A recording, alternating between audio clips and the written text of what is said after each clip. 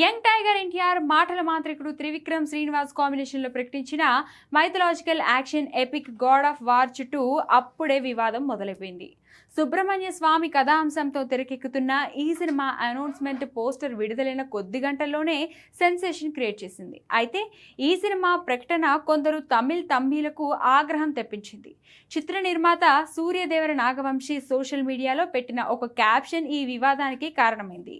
Lord Murugan ను ఉద్దేశిస్తూ ఉత్తరాదిన జన్మించాడు, దక్షిణాదిన పూజలు అందుకుంటున్నాడు, ఇప్పుడు ఇది విశ్వానికి చెందాల్సిన కథ అని నాగవంశీ పేర్కొన్నారు.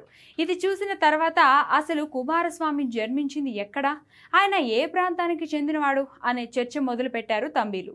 మురుగన్ మావాడు అని, ఉత్తర భారతలో జన్మించాడని ఎలా చెప్తారని ఆగ్రహం వ్యక్తం చేస్తున్నారు. లార్డ్ మురుగన్ తమిళ సంస్కృతి, చరిత్ర మరియు భాషలతో విడరాని బంధాన్ని కలిగి ఉన్నారని, ఆయన చరిత్రను మార్చే ప్రయత్నం చేయవద్దని మేకర్స్ ను హెచ్చరిస్తున్నారు. అయితే మురుగన్ కేవలం తమిళనాడుకే పరిమితం కాదని, దేశవ్యాప్తంగా పూజలు అందుకుంటున్నారని చాలా మంది నెటిజన్లు, సినిమా అభిమానులు గుర్తు చేస్తున్నారు.